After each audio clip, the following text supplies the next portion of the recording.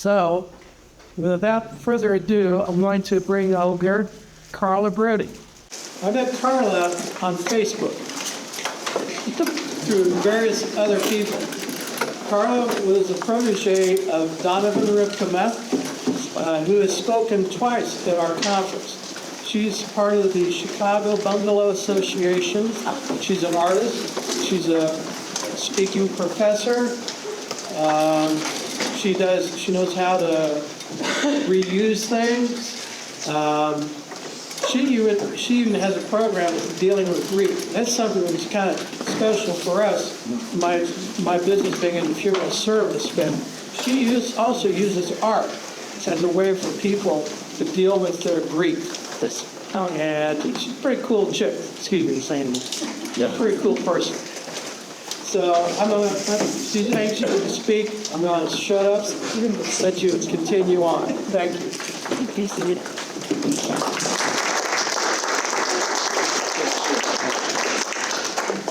I wanted to thank Matt for bringing me out here. I'm reading the report and all over Indiana doing various kinds of preservation work. I have been to Richmond. Also want to thank Carmen for putting me up in this new artist residence. Everybody else I've been through so wonderful, so thank y'all for your time so far.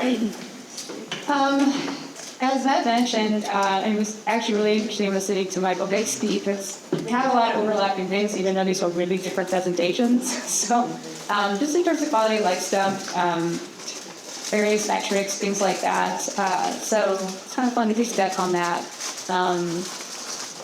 So, we talked about source preservation. This is me in graduate school in 2006 or 7 or something. And I was like, okay, I'm going to do my National Register nomination down in Springfield. It was very exciting. And then, I'm going to square a log with an axe and a chalk line. Like, this was my idea of historic preservation. And still is, but it's a much more inclusive field. Once I got out of grad school, this list you can't really read. Is the number of all of the jobs I took out of grad school. So it was like, all right, I have to pay my bills. Like, it's take the fan. So what can I do? And I really realized at this point that doing that, just to sort of survey a million different kind of gigs, I learned what I liked, what I didn't like. I learned what worked, I thought, and what didn't work in terms of saving places. And really, for me, preservation, it's not a field. Like, it's way too narrow to think of it as a field. It's an epic. Like, I like to save things. I like to save buildings. I like to save landscapes. I like to save stories. I like to save anything you can pretty much say can pray. So my view really expanded doing this kind of work, and then I'll be relevant later. And also, I see this included in the fact that we say anything are myriad, right? Environmental, which I know was brought up a bunch. I could go wax poetic about that. A lot of the work I did after school is actually environmental work. Social, cultural, and economic. And if you're doing things right, trying to save a place, usually you'll get 3 out of 4. So I worked in the green building industry as well.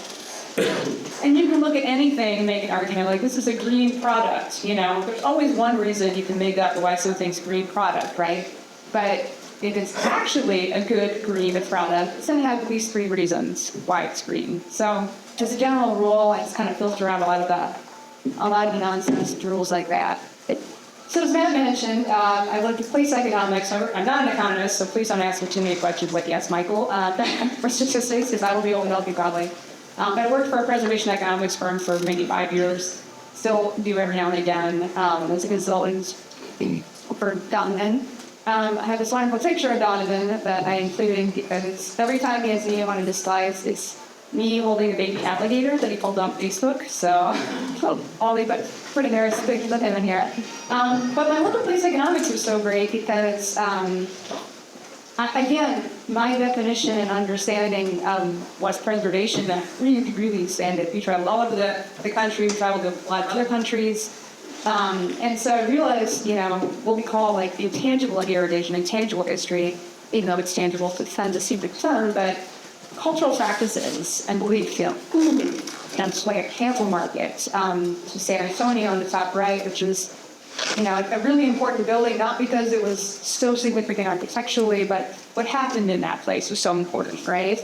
And what we're seeing is the programming is so important. I mean, this Latino women and sort of their unique history around things. Dry sack stone walls in Ireland, also in Kentucky. I did a program in Kentucky, sculpting over dry sack stone walls and stuff, the process of doing these things. The shrine in Vietnam, I think, this was like to do in Miami, done, and like all of these things, just to really change my whole view about what this field is about. And again, this also goes to quality of life issues, like why do people live places? Metrics was a really big thing that I got out of my work done, and one example of how we really use this in a more tangible way was a program called Re's Local. And this is for, usually municipalities and have limited resources, which is most municipalities. We're trying things actually Muncie, should be spot and make sure there. And it's a database framework for tackling vacant and abandoned properties. So we were looking at properties on the parcel level, and then we were looking at sort of citywide, what the trends were, right? So we looked parcel by parcel and came up with all these different metrics locally that were sort of impacting things. So we looked at, everything from real estate pricing to the physical integrity of the building, walkability, could you walk to things, were there grocery stores nearby, what kind of amenities were available. So this one, I didn't work on the Muncie one, but I did work on the Little Rock one, which is above it. There were 8,000 parcels, 2,400 of which were vacant. There were 74 different metrics we looked at. And a lot of those, again, were quality of life metrics, right? And they were different for every place. Every place is different. So what's going to work in Richmond is not what's going to work in Chicago, where I live, right? So, by the way, you're not the $750,000 home for the record. So, we shut it, but we'll talk a little bit more about that too. So every place is just something different, and it's just such a critical lesson in terms of how to make actual, plans for things. So we would look at all of these things and understand, okay, well, this part, this collection over here in this city actually is really valuable. It has really great resources around it. We can see how this could work. So if your city's only got a small pocket of money, we can maybe concentrate it here. And then when you got a little more money, here's another thing you guys can move into.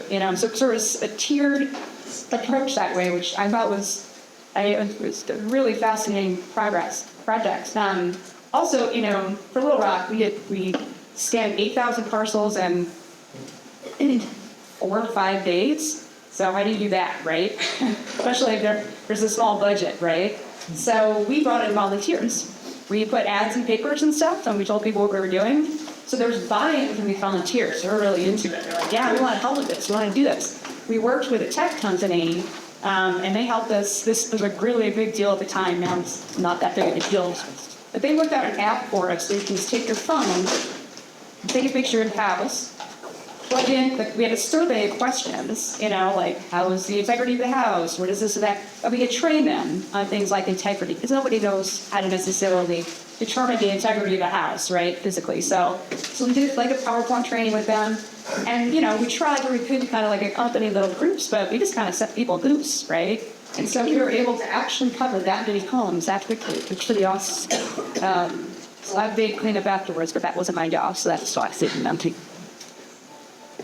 Some other things I did, I'm really a big fan of sneaky preservation, because I think people sometimes see preservation as a stopping of progress. We do everything all the time, so I'm super sneaky about it. I worked with Craftsman Tools for a while, and somehow convinced them to pay me to create a blog where I found groups doing what I consider preservation work, even though it seems outside of the normal realm. And basically, call them up, say, hey, do you want $1,000, $2,000 for free tools? And they're like, okay, great. How many you want? I'm going to ship it out to you. So hopefully I'll be good to go there. But either way, show us the progress. Show us that you're getting these tools and how to call things. So it's super fun. I love this game. It's so great. And it's such a variety. So I found so to me, preservation, we save things, right? So top left, we have a group. It's a woman mechanic teaching other women how to take care of their connected stuff. So I'm like, okay, we're saving others for, other people have that. Top right, Colorado's volunteer firefighters. They save about 4,000 homes a year. We don't think about firefighters as preservationists, right? So this was yeah. So figuring out chainsaws and stuff, that's fun. underneath that was Bagman's group in Springfield, Illinois. All these barns that were collapsing, they were taking the wood and they were learning how to do carpentry work with it, making tables, making these flags, all kinds of great stuff. So they had sort of job skills in Town. Bottom left is Detroit. There's a loophole in Detroit where we had a lot of renters living in homes, and they had these deadbeat landlords, right? So these landlords were not paying their bills, like their utilities, etc. The renters would stop living there without gas or whatever, and realized, like, I didn't realize that, but this other group realized you could buy the house out from underneath your landlord's because of taxes, and somehow acquire the home. I can't remember how this all went down. And they weren't paying their taxes, so the renters could buy the homes just by buying the taxes, become first-time homeowners paying less than they're paying in rent, right? But they're all these first-time homeowners, and they're like, yes, we finally have some stability in our lives, but we don't really know how to fix our homes. So I partnered with a group called Freaking Beam Detroit, who helps people with skills, who knows, run the house, how to repair things, etc. I got a bunch of tools, I explained how tools work and stuff. So that was a great program. Bob Ryan's New Orleans, Uncommon Construction, which is a jobs training program, which is like boomed me now. It's just years still, but they're doing great. So another sneaky preservation thing I do is I started our care clinic in Chicago. It was, I think, the first in the Midwest. And so it was in 2012. Amazingly, this is still going. I have one on Sunday we're doing. But it's a once-a-month clinic. We do 3 hours. Just a bunch of people coming together, like to fix things.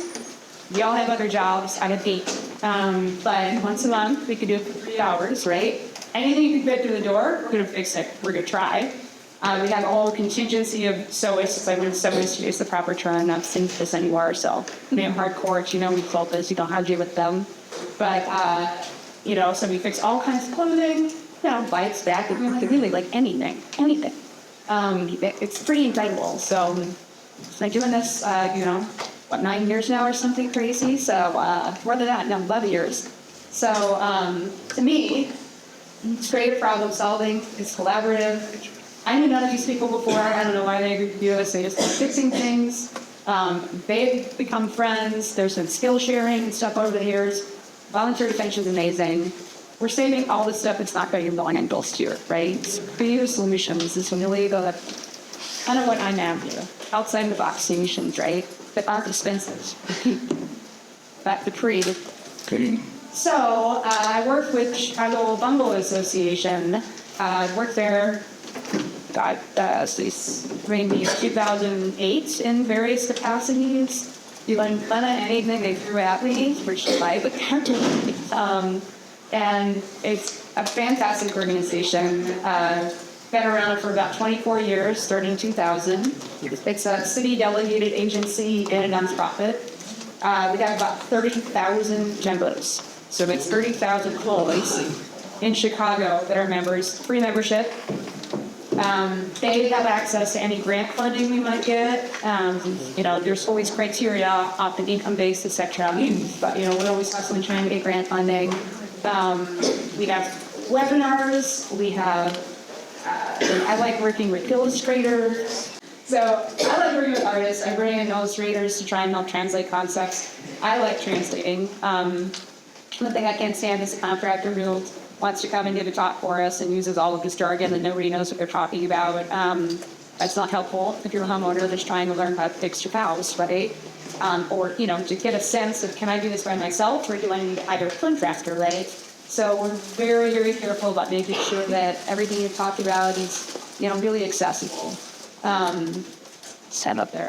Webinars, we do webinars ever since COVID, WCTV and all other libraries around the city.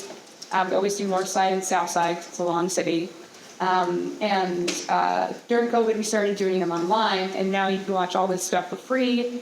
Everything from, I'm a super masonry geek. Like, I talk about bricks till cows come home. So, I've done a whole video series on that. That's kind of embarrassing, but that's it.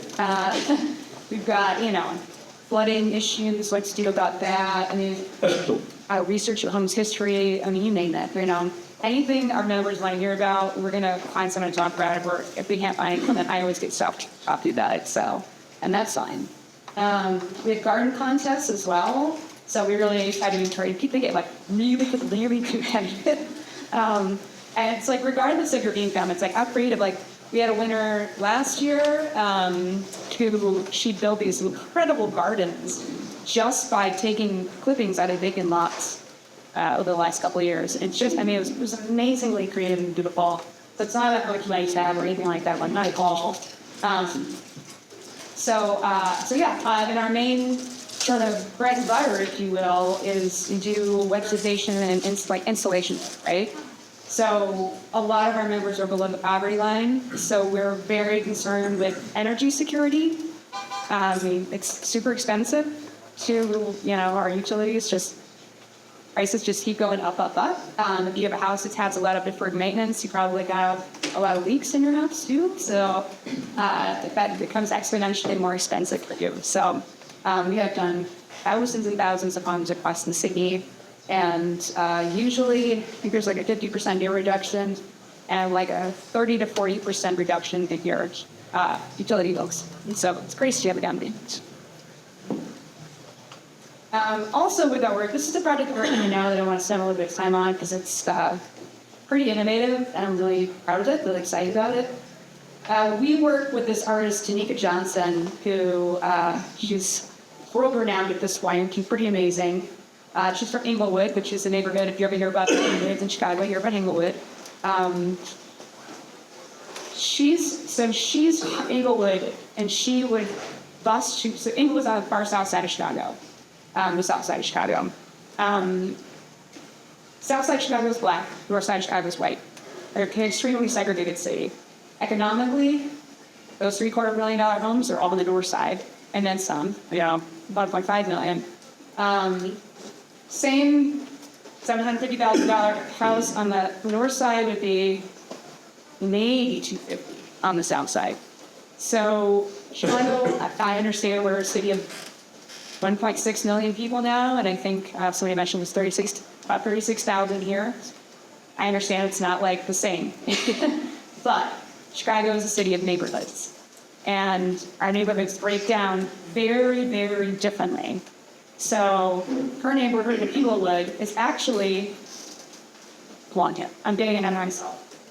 So Tanika, living on the south side, bused to a north side school. They do this, oftentimes. And she started noticing she'd take the same long street right grid system all the way north, getting up God knows how early every morning.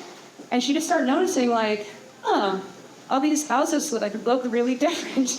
They look the same, but they look really different. And understanding that discrepancy. Because a lot of people on the north side don't leave the north side. A lot of people on the south side don't leave the south side, right? So she starts this project called Folded Map Project, which, again, because we're on a grid system, zero is downtown in Chicago. So you can kind of fold our city up from downtown, right? North side, south side.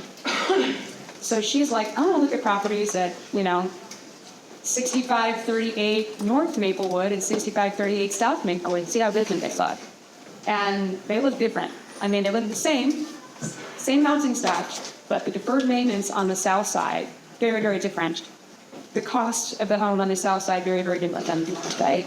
So she just blows up as an artist around all this sort of photographer, among other things. Really, really compelling. This video, I'm not going to show it because I wasn't sure about sound, but north side woman on the left, south side woman on the right. They both have bungalows, I believe. And the difference is there's this moment in this video where the north side woman is like, yeah, I got a really good deal on my house 10 years ago, and she's going to spend under $400,000 for it, but now it's obviously way more expensive. And you see the face of the woman on the right just drop. Are you kidding me? Your house is worth that much? I mean, it's just this really intense moment. So these kinds of meetings where she can connect these homeowners from the north and south side, which is extraordinary. They made a play about it. I mean, it was that, big of a deal. It was just a really simple but compelling thing to show Chicagoans. So we got on this with the Bungalow Association. We were just blown away. We saw her see something. And we were like, hey, we want to do something because our moms, there's a bungalow belt in Chicago. We actually serve all vintage homes now. All homes 50 years and all wherever you consider vintage. that used to just be bungalows, and the majority of our members are bungalow owners, because there's 80,000 of them in the city. It's huge, right? So, and the bungalow belt actually is that, you can see it, that yellow strip on the map is the bungalow belt. I mean, they're all over, but that's like where the densest concentrations are. So we span the entire city, right? So we're real easy to find our members north and south side. So we just put a thing out like, hey, we want to do this thing, and bungalow twins come up, right? So people from north and south, we have roughly the same addresses. We looked at all their data, the housing prices are dramatically different. If you look at them, Rocky Brothers Silver, bungalow versus bungalow. This project, Tanika brought in, so I'm sorry, we're on the edge of notice it, but Tanika started working with a distinguished professor at University of Illinois, Chicago, sociologist. And Maria is like brilliant, feels really passionately about these things. So they actually started this nonprofit around it. And would meet with the bungalow twins. The bungalow twins all met each other at a big dinner. It was awesome. But it's just a project that kind of my mind opened too, right? In a lot of ways. After this, Tanika did a project called, she also owns bungalows, so like, it's like working around a lot of things. She's great. So the next project she did was called the Equity for Sale.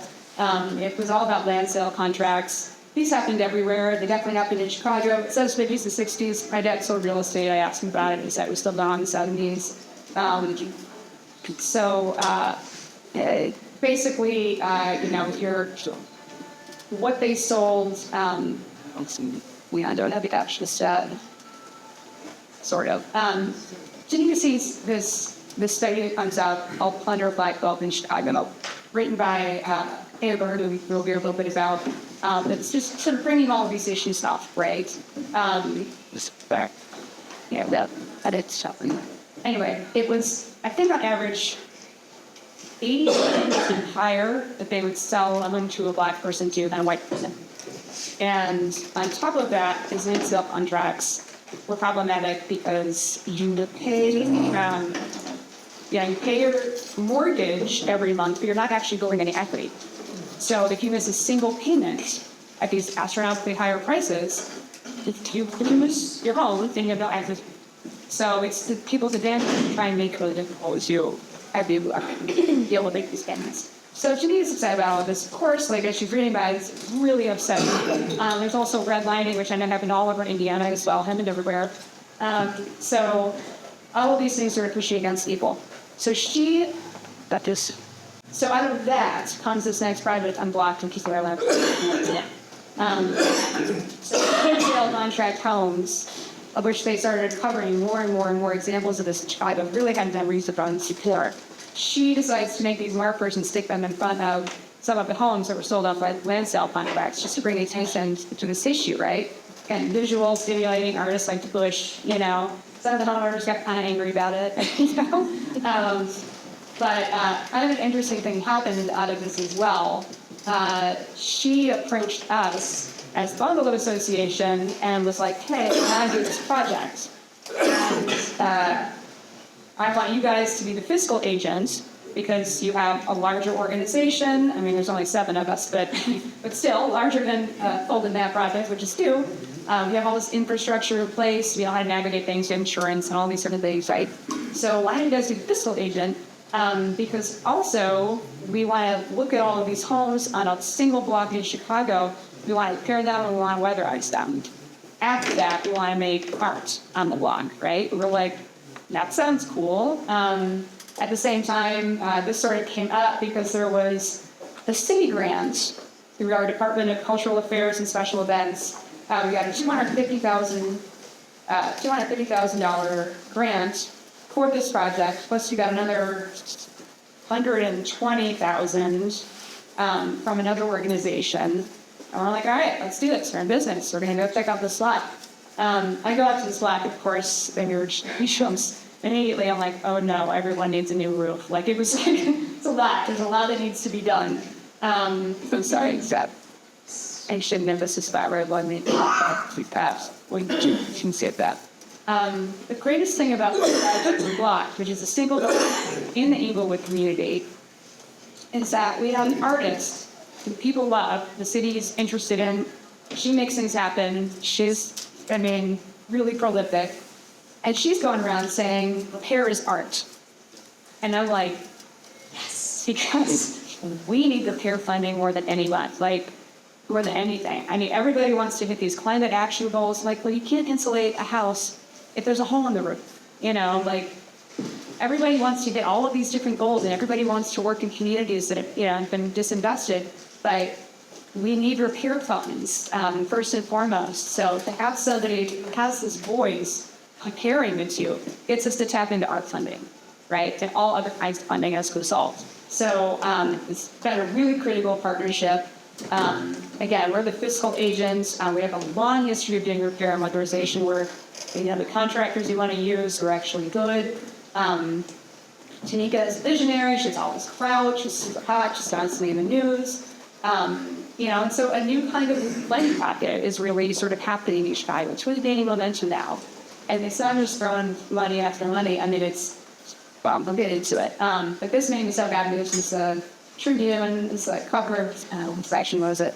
That was maturity filled with, all right. So how we pick the block. So again, it goes to Zarker in front of this house because there's a lot of blocks in Chicago, right? How do you choose a block if you're going to focus on something? So we put this in front of a house. The owner got kind of ticked at us. Found out the owner was a good friend, was the grandfather of a good friend of Tanika's, who happened to work at the alderman's office. It was just this. Everything was sort of falling into place. So we were like, no, listen, we can work on this block. We can actually help bring this block back to a degree.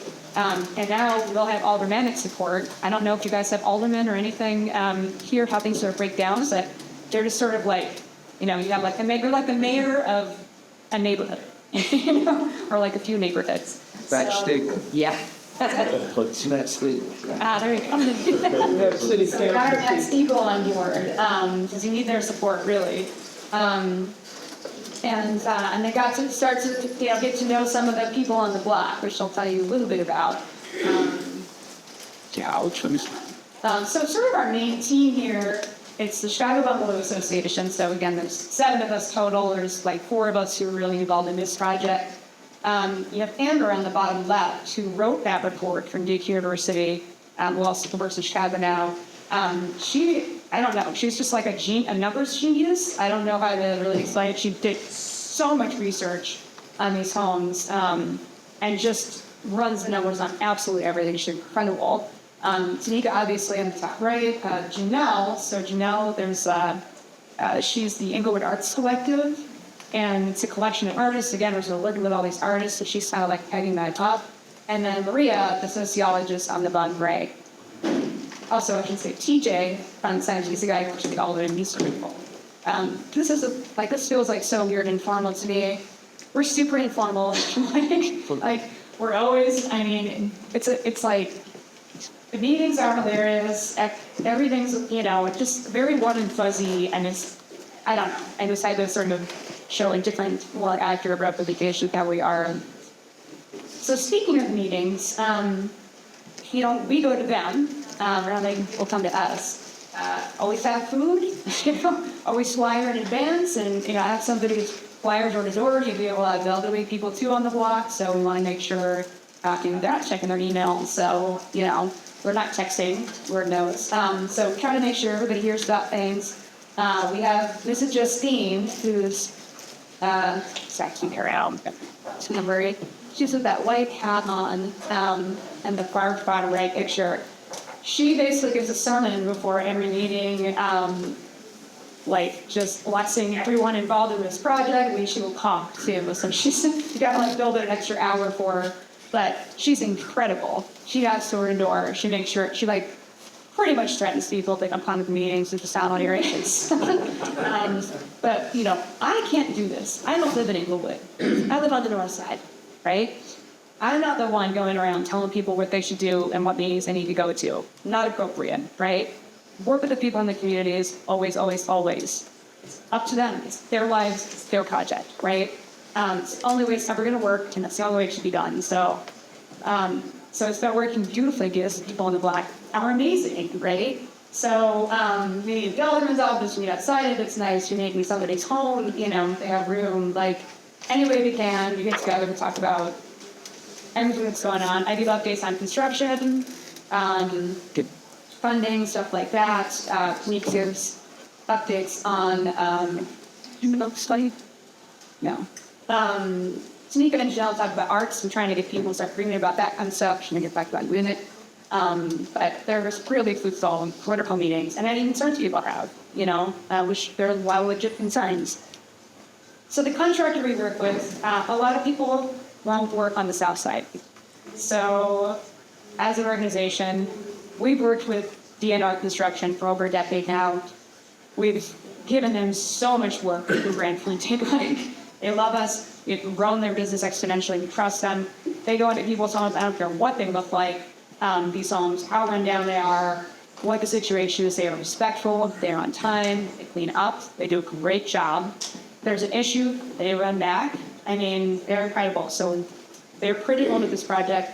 This is Justine. Blesses them most every meeting because they're just a great crew.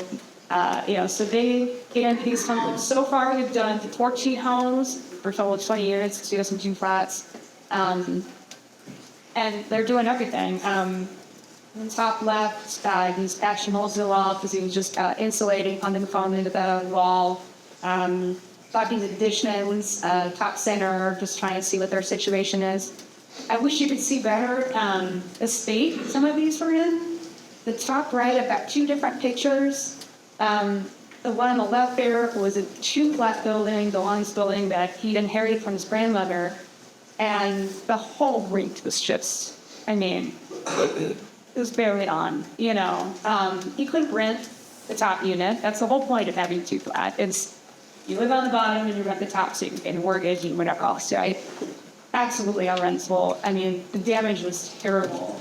So you got proof, obviously, amongst other things. Collapsed back stairway next to that. We're off there. I'm going to find egress, right? Which is a problem. Of course, it's just a few people from the DNR crew. Make sure you can't see too well, sorry. That's a little blurry, but just showing water damage on the first floor and a shoot flat. And just more, you know, talking to residents, working it out. Like, it's just a great crew, and that's really critical to a project like this. George came up to me, you know, down the block one day, and he's like, hey, I'm a handyman, I got time, I've lived here forever, which I know for me a little bit. You guys need any work, you know, let me know. But that's actually a really great idea, because we have about half the block is demolished. So there's all these green, you know, all these vacant lots. I do building inspections in the summer too, and I walk around a lot of homes in areas that have a lot of vacant properties. You have to be really careful where you're stepping in these vacant lots because all kinds of bad things are in there, right?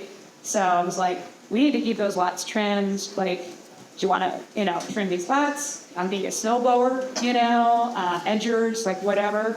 He's been amazing. So I give him like a stipend every month. He's been maintaining everything. I got all the equipment donated from Zoro that I knew nothing about before, and like cold call, and they were like, that sounds really cool because you have Tonka Johnson, you know? So it's leveraging all these partnerships. Like, and this is really taking a village. We are like just flying by the seat of our pants on a lot of it.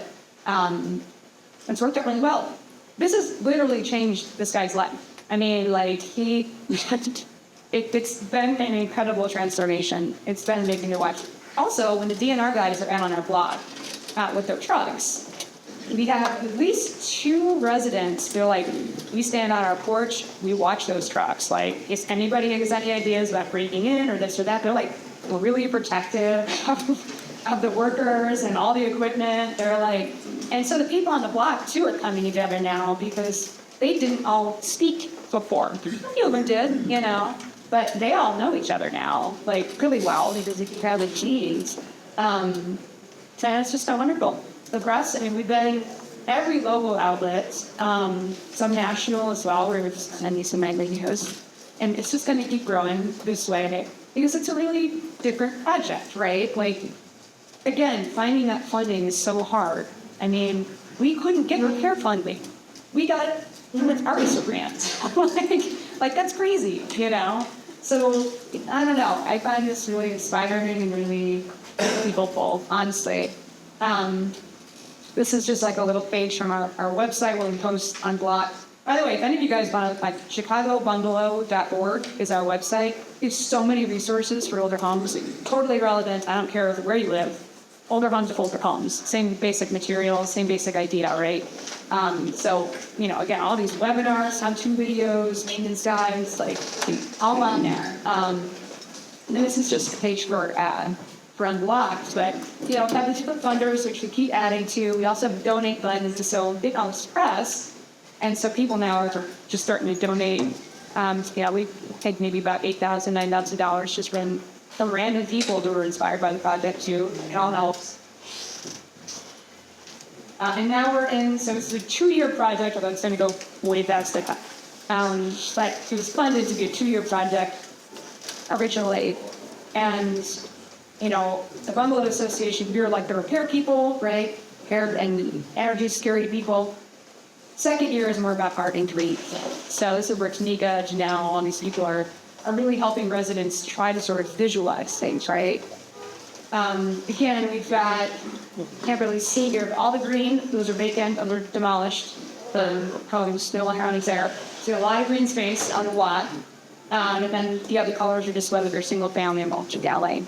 But we have a lot, when it comes to art, it's like we want to do something with these empty lots that is, feels good to the residents, but also homes. So, and again, that line between art and sort of repair or restoration is really blurry, and we like it that way. So maybe some of the arts funding money, which we thought would be just for our part, would go to things like repainting siding, stuff like that, which definitely needs to be done in some cases. So we finally just started meeting about this last month. And it's hard. It's like, so everything from like getting a logo down and whatever, letting residents like our artists, like a whole bunch of artists are designing all these things. And then you let the residents choose what they like, right? So we did a lot of that, and then trying to give them ideas about the kinds of art things that could happen, installation-wise and with the homes. But it's like, when you're dealing with the population, it's just them surviving their whole lives. Like, they're not getting greedy. It's like so modest. They're like, we like flowers, and we're like, what about like a giant solar pyramid, like just like trying to get people to sort of dream about stuff. And it's starting to happen, I think, because those basic repairs are done, right? Like, you're not going to be thinking, like somebody brought up, it's like, you're not going to be thinking about a mural when you have half a roof, right? So it's making sure people get to a point where there's actually even this ability to sort of visualize more exciting things, and like real quality of life stuff, like just beyond just like the very basic stuff we expect, right? So yeah, it was interesting. They want like a gazebo, and we were like, oh, do you want like a playground sort of thing or whatever? They were like, no. It's like, we don't want screaming children. We don't want any of this. So asking is always really interesting too, because that was another point that Michael made earlier. It's like we think we know what people want, but we don't know. Like, you gotta ask, right? And block by block, this is the next block in my level playground. Block by block, right? So it's just a fun meeting to start agreeing. So I put on your next steps. So additional funding opportunities. Tanika especially is just wizard this way. We have actually a lot of money. We'll be able to sort of get totally different channels on this project. So we're really working on that. They do some sort of a fundraiser. We do a block party. So in a block party on the south side is very different than on the north side of Chicago. And many block parties, and it's like hot dogs and like whatever, and you're hanging out, it's great. South side, they're like, okay, so we know the DJ we want, it's like this whole production that's really, I'm super excited about it. That's happening in June. We also want to bring funders there, show them the block, get them, to know some of the residents. We have a documentary that's going on right now, some of the arts funding money, just a short documentary, but we're going to release that. I really actually wanted to show you guys, but I can't yet, so it's still being edited. But we're going to have like a viewing party, but we'll also have funders come in. Just inspire them with all the tricks to make you cry and all that great stuff. Be inspired. We're working on our language. We're still working on this like test package things. Also, so Amber, the numbers person, she's coming up with sort of like what does it take to bring back a block, right? And quantifying this in stages, though. It's like basic repairs, then it's like, a little more inspirational, and a little more inspirational, right? So we actually have some sort of a blueprint. This is not going to be easy to replicate. We're not going to have some like star artist doing all this stuff, but to have numbers, to have data in the first place is always the first step. Like you have to wrap your brain around what this actually takes, right? Let's see. And, so lessons learned here. Sorry. A lot of people are willing to partner with you if you have a good idea. Like, make it compelling, figure out what they're looking for, and sort of feed it in to their parameters that way. I've been shocked by the funders for this. They're not things that we normally have access to as housing urbanization, anything like that. It's changed, and it's become available. Artists can bring this up to the project. Keeping people in place is beneficial, so all involved. We always are talking to everybody. It's like, you want it, out with the old, in with the new. And it's like, keeping people in place is also a big thing. Contractors are making money on this, keeping people in their homes, not gentrifying a neighborhood, keeping existing people in their homes, right? City goals, because they all want to help, underserved neighborhoods and stuff, like makes the city look really good, right? Arts organizations, we can't beat them off with the stick. Everybody wants to work on this project now because it's getting attention, right? So artists are also getting paid and getting involved and getting inspired. Preservation groups makes us look cool because we're doing cool stuff with artists. Like it kind of elevates us in a different way, in a different field, and opens up all this new funding, like I said.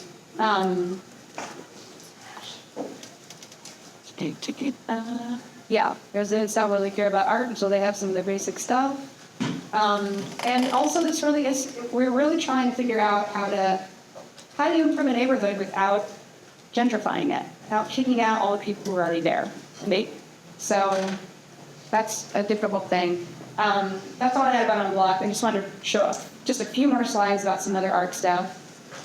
In terms of preservation, so on the left here, this is a Pilsen neighborhood in Chicago. It's a West Side neighborhood, mostly Latino, for many years. And they're known for their murals. If you know anything about Chicago murals, or if you've seen anything ever, it's probably Pilsen murals. They're incredible. And they document history from like Aztecs to like current issues that are going on, very political. And it's just really an amazing landscape. They're doing a lot of research around what kind of funds and murals bring to cities, which is a lot. Actually, like a whole lot. So, and this is all over the country that this is happening too. So you kind of make it an interesting space for people to come visit. They come and they get lunch at the local place, right? Or they stay here, or they do whatever. So getting a lot more traffic and neighborhoods with murals, like big time, all over the country. The tricky part with murals, just as an aside, this is in San Antonio, it's in Mosaic. It's kind of the poster child of like, okay, there's nothing really going on here. We're going to paint murals everywhere. And everybody became obsessed with it, and then everybody was displaced to it. So you do have to be careful about gentrifying. Like, coming up with a plan on how to keep people in place while also improving quality of life is the trick that we do with so much. We do within preservation, so many different ways here. This is Project Row Houses. This is in Houston, where they saved this whole collection of row houses. They used us programming. I was so impressed by this, and actually Jake was also really inspired by this. Not just because it's cool, but it's been successful for many years now. But you can't read that all in the bottom bullet point, but those are all the different funders. So we were like, oh, hey, okay, that's interesting. All of like dozens and dozens and dozens of very different funders worked on this project. So to us, that was a big sort of they tell. These I just think are cool, so I like to put them in. I know we have some cultures around here too, and cult appreciation people. But this is a project, she totally can't know where she is. But she, back when the foreclosure crisis was happening, 2007-8, she started making these quilts that took city blocks, certain areas, in different cities all around the U.S. and and show like all the different volunteers, which is just really compelling. But this kind of visualization, again, it's like translating for people. It's like, how do we show people what's really going on here? How do we kind of wrap our brains around it, with ours? I've just been very taken by that. And this is Amanda Williams. She's an artist, usually in Chicago, mostly Chicago-based. And she did this project with tulips that was really inspiring. It was about redlining, which is another thing I don't think I have time to get into right now. Some of you may be familiar, though. But basically, it was sort of responsible for wiping out huge areas of African Americans in Chicago. And every city, like Indianapolis had redlining maps, Gary, Muncie, all these places have them. It's just what you did. And it was basically like, if you had a red line drawn around your neighborhood, no bank was going to fund you. So this was an issue. So you could go let them. So she took, I think it was 4 residential blocks where there used to be 21 residential residences, and put like 10,000 tulips like in these squares just to show like how many of these places were lost, how many people were displaced. And so it was like one of those, it's like it's too late, the stuff's gone, but it's really inspiring, it's like you're still seeing all this like beauty. She's smiling, she knows the deal, like people want to go see it, people want to learn, people want to understand. So I just think this is how art is so incredibly powerful, and to help us preservation issues. So I think that's about it. There's a couple more things. I had a comic, like a 5-page comic made about the me talking about historic segregation. And magazine, that was really cool. As a total comic geek, I was really excited about it. So fun, right? Not just like real basic concepts, just like trying to get people to understand like what the heck it even is, right? So that was really fun. And then I'm also working on a book right now with the illustrator who does Chicago homes in like excruciating detail. We're just talking about Chicago homes, like your everyday Chicago homes, none of the fancy stuff, no high rises, just talking to people about why does your house look like your house? How did that happen for uptime? So that's it. But everything in questions? How many? Yes.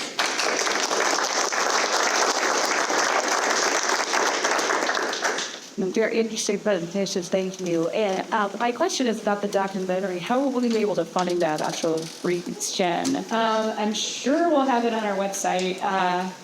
So, the city is also, our website's probably going to be the best place to find it. I think in June, but it's chicagobungalow.org/unblocked. And I can get any info so you can add expertise. Yes. Mural maintenance. Yes. Sometimes Wayne County has always liked murals, and Richmond particularly does. But I notice that sometimes after a while these things do, they need curing. They are painting. Right. None of ours is either in really super bad shape, but it's going to be happening soon. Maybe has anybody been addressing this? Have you got to that point yet where people are thinking about maintenance in general? Even like block maintenance. I'm like, we have funding for 2 years to pay George to mow all these lawns, but what about after that? You're not going to be able to afford to have, who's going to sell it 3 floors on us, So, maintenance on stuff like that, it's something we're in conversation about because it just happens all the time, right? But even with rebuilding, it's like we're going to put all this technology and all this stuff into a place, so it's showcased, and it's like immediately out of date. No one knows how to update anything. There's no funding for it. So all I can really say, Grevin, is like we're thinking about that. Yeah. And also the fact that you have local arts groups working on it, like local, like neighborhoods also. Like Inglewood's Art Collective is the one doing it in Inglewood now. So I feel like we have some leverage that way too, where people are going to be, there's just so much buy-in to that, right? It's their mural too. I mean, it's, so we're kind of hoping that it's well, but it's a great question. It's kind of like a funding thing. And it's probably a case-by-case scenario too. Yeah, and we don't know what kind of, they can't even think about murals yet. They're just like, they're not even in that dreaming space yet. Like they're still just, sort of getting used to what they can, see with their homes at this point. But But yeah, we're still cross that bridge. Everything's new. So, yeah. Yes. Carla, I'm fascinated by the renewal project and the idea of keeping people in place. Can you say a little bit more, following up on Carden's comment about maintenance?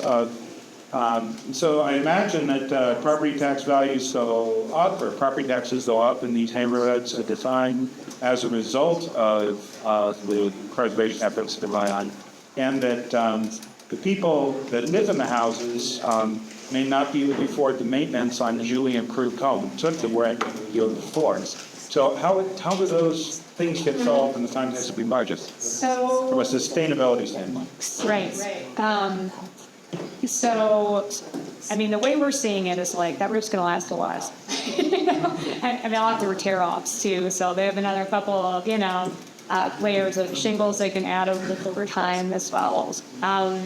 So in terms of home maintenance, I mean, there's going to be some education component to it, but we're seeing it as we're setting people up in a much better situation going forward for at least a decade. The work we're doing is really high quality work. So other than that, it's sort of basic maintenance issues. So you're not going to get too tripped up on perfection, where it's just like these are like health and safety issues primarily that we're dealing with, and we're tackling them pretty well. In terms of property taxes, the interesting thing, why $750,000 home on the north side is only $250,000 home on the south side is property taxes don't sort of cover on the south side. It's what people don't explicitly talk about, but you gain wealth over time through real estate primarily, right? The U.S., like it's how most of us, have done better in life, right? Parents' generation, etc. And these homes are appreciating real estate. So if things go up, it's going to be not a lot. It's not like if you did it in a neighborhood like I live in, it would make a big difference. So it's one of those things that's frustrating because you're like want to create more wealth for the families, but obviously there's the concern of paying property taxes that are going up. Absolutely. But the reality is that separate next to don't know. Right? They do, but they don't go up the way that they do now since the 50s. So again, we'll kind of cross that bridge if it becomes an issue. But I mean, I've been working with this organization for like 16 years at the thing, and we've done all kinds of improvements on these homes, and we're not seeing that. So, but yeah, definitely something that we worry about. Even I think. One more, sorry. We with the coastal thing, it does happen in Chicago. It happens in the rural areas, but you have trouble. There were challenges getting cars that didn't run out of the yards. Well, I have them in Chicago too. So this slide, not uncommon, but we sort of have that on the spot. But we had a big advantage. I mean, TJ worked with the aldermen because they were able to sort of like look at construction-based.